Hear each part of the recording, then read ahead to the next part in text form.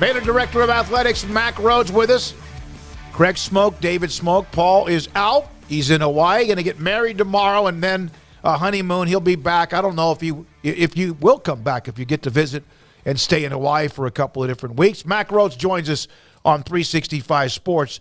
So I did not ask you this last week, and it's about your staff. You've added senior pieces or senior administrators. You've continued to kind of add. I think there was a while there where you weren't quite, not that you weren't up to par, but there were some openings. Do you feel pretty good about where you are now with your staff?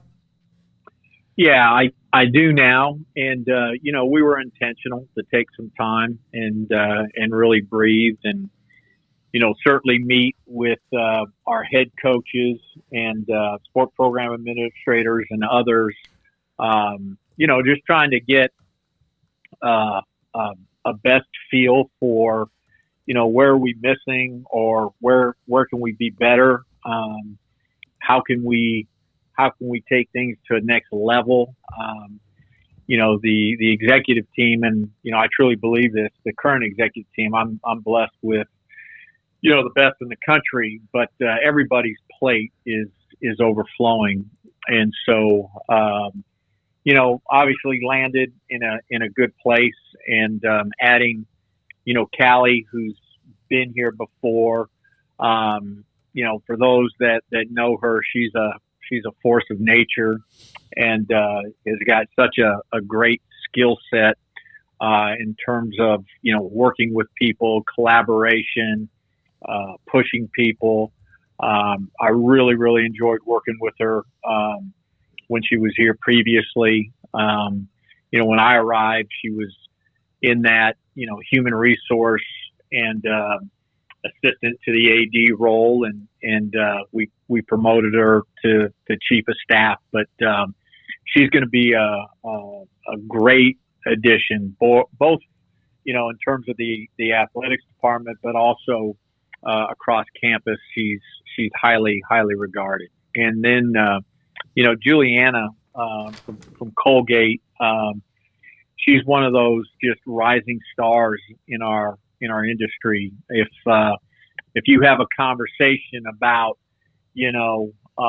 future leaders in our industry and who to keep an eye on, she is always, just consistently mentioned. And what I appreciated most about Juliana is that she really feels called to be at Baylor, and really reached out about 2 years ago, introducing herself and talking about this calling and really wanting to work for Baylor. And it finally worked out, and she's going to oversee our spiritual growth pillar. And I think we've made really good progress there, but I think we can be much more, much better, go much deeper when we think about how we serve our student athletes, but also our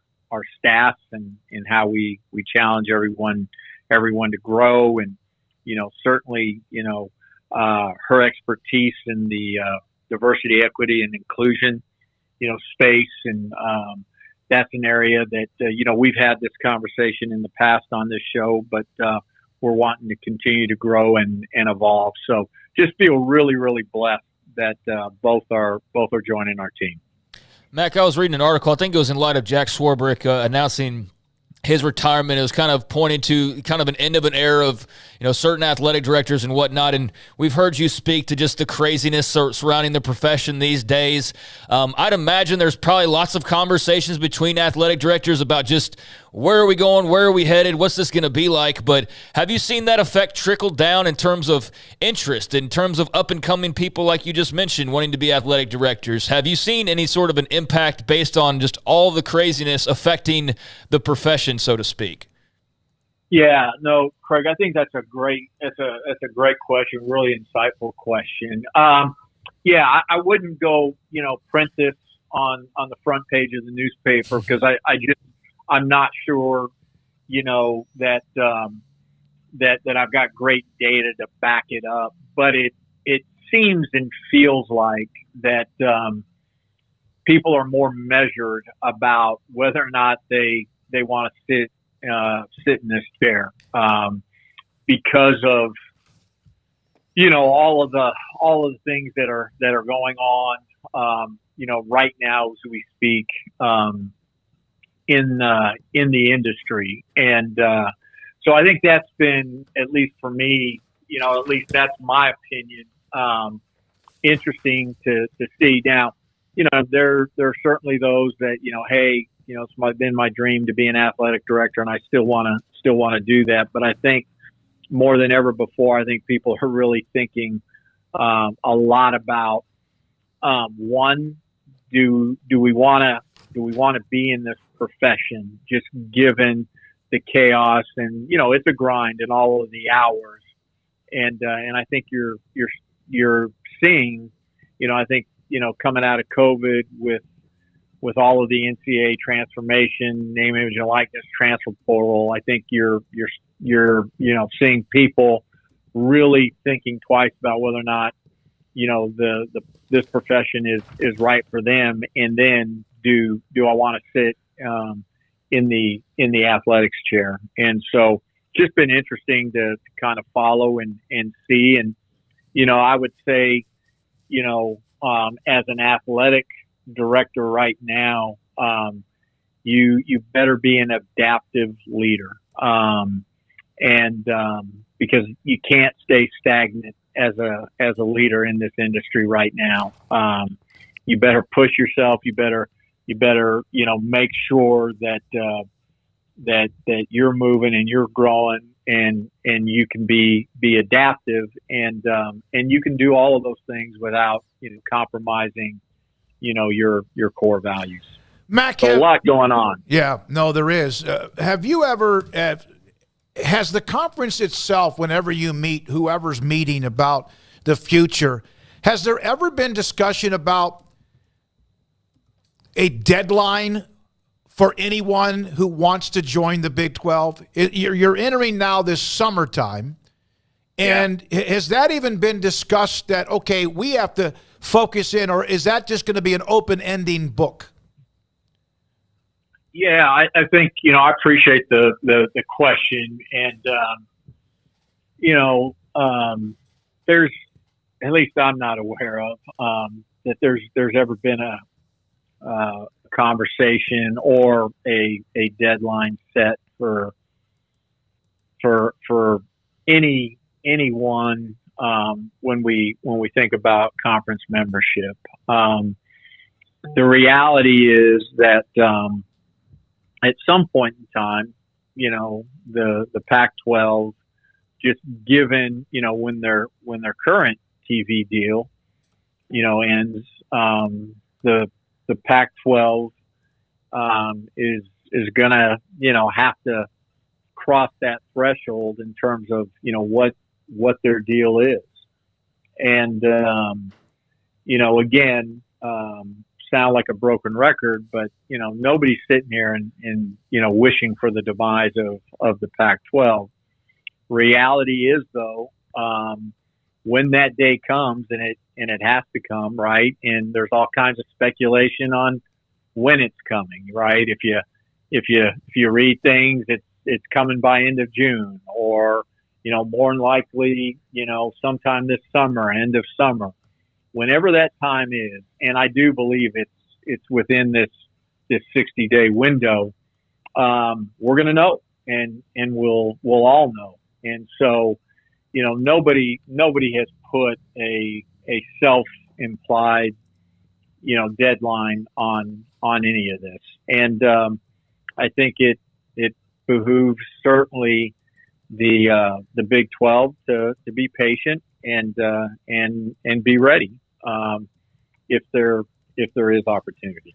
The conference itself is about to add, it's going to add 4 new teams officially July the 1st. We've had a couple of writers, analysts who have covered UCF and Houston today. We'll have the ADs of those 4 schools, which we've had on before, the last week in June.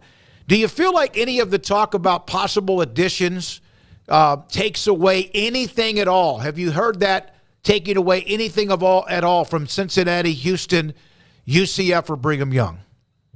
Yeah, I appreciate the question because it's something that, I think about. I think it's something that the conference has thought about. And I think, the answer is I hope not, because, we need to be celebrating those four institutions. And, when you think back, 18 months or 2 years ago, and we added those four, and, those clearly were the right four to add. And the eight of us plus those four have provided great, stability for this conference.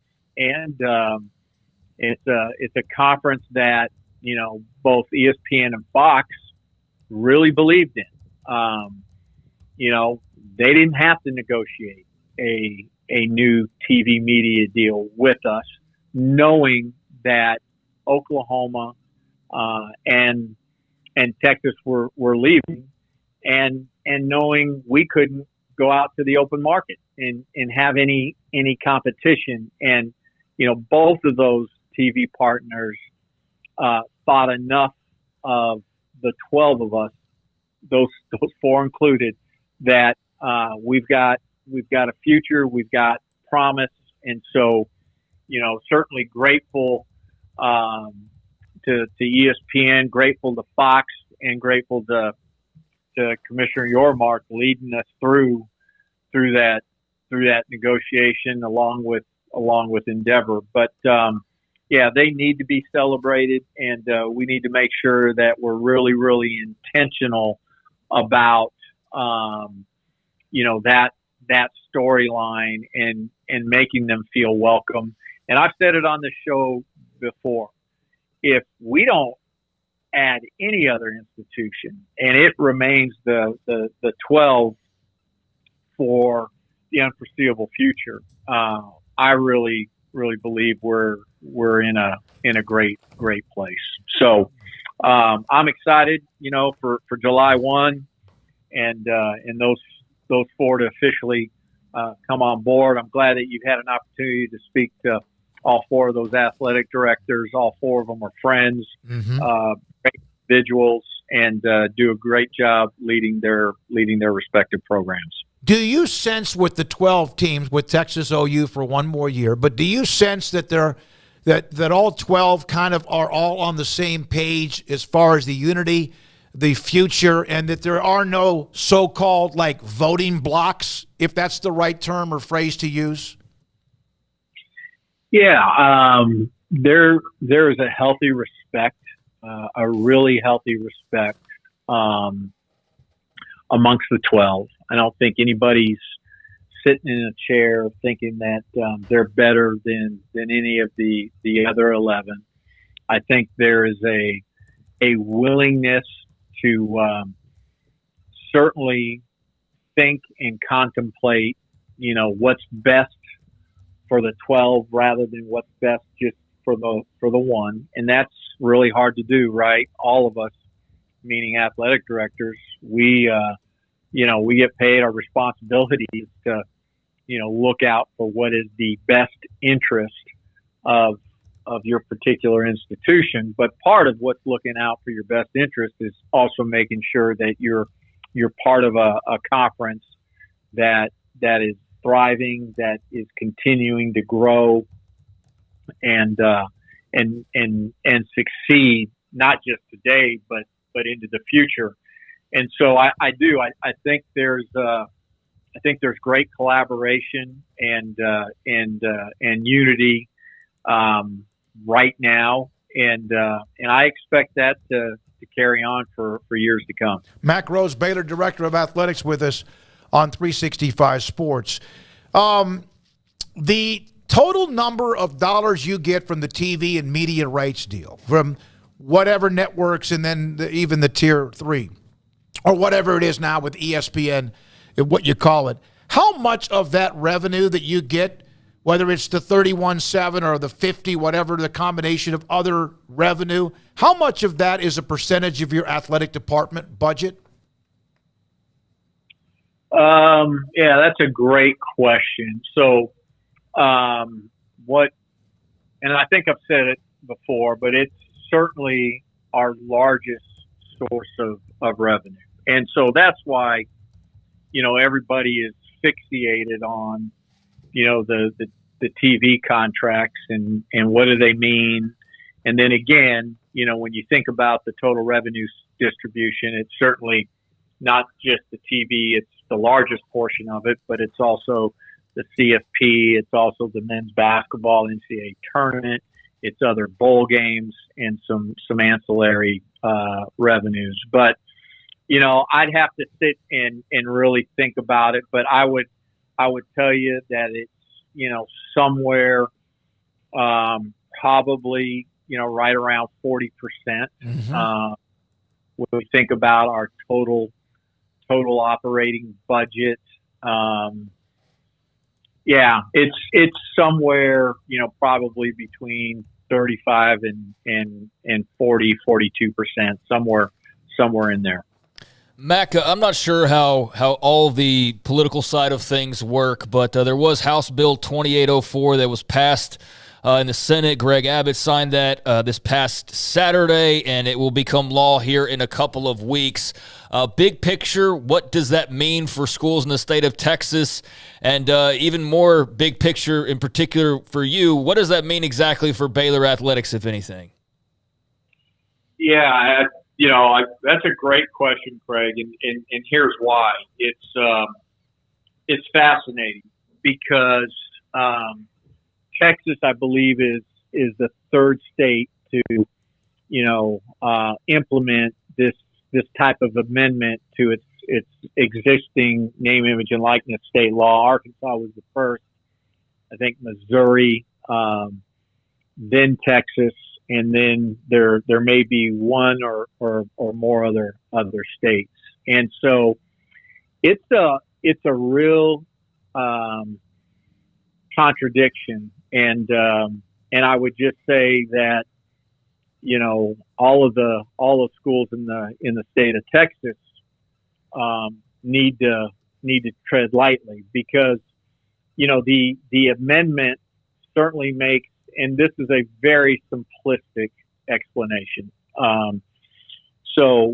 But it provides a pathway, or it allows for quote unquote other entities to collect and distribute name, image, and likeness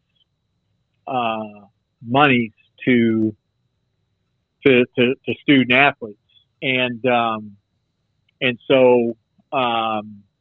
I.e., what's been talked about. This isn't news, right? I.e., the 12th Man Foundation. It also goes on to say that Texas state law presides over NCAA and conference bylaws, regulations, and so. Other entities that are affiliated with institutions per the NCAA, that is not allowed.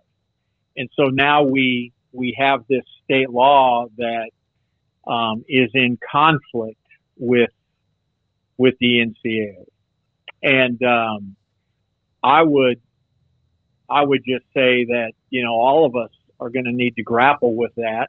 And it is my opinion that the NCAA is not going to waver, that they are going to hold institutions with these similar type amendments, state laws regarding name, image, and likeness, that they are going to hold them accountable to the NCAA bylaws, regardless of what the state law allows an institution to do. So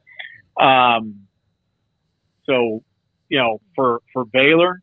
And I'm not going to speak on behalf of any other institution in the state of Texas. We're gonna follow the NCAA laws. I don't want to get into a situation where all of a sudden, one of our sports programs is going to postseason, and now we're not allowed. And I'm not saying that's an absolute, but I could see that as a possibility. So we obviously have had a lot of conversation on this campus. Mm-hmm. Dr. Livingstone, myself, our general counsel, Chris Holmes, others, and we're going to be very thoughtful, and we're not going to compromise our institution. Mack, last thing, what's more difficult right now, being an athletic director in college athletics or being a commissioner? Yeah, I hate to answer that just because it's going to sound. Do you want to be a commissioner one day?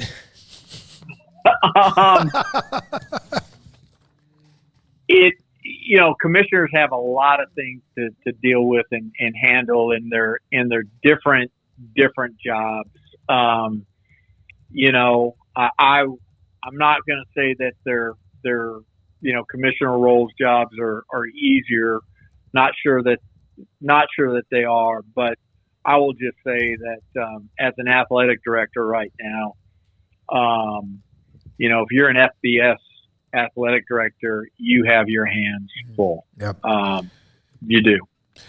Thank you, Mack. Appreciate it. When you take vacation, will you let us know so we'll be ready for the breaking news alert? I will. So be sure to do that. Appreciate you all, and God bless Paul and his fiancée, and I hope the wedding goes well tomorrow. It will. Thank you, Mack. Mack Rhoades, Baylor Director of Athletics, with us on 365 Sports. If you don't know,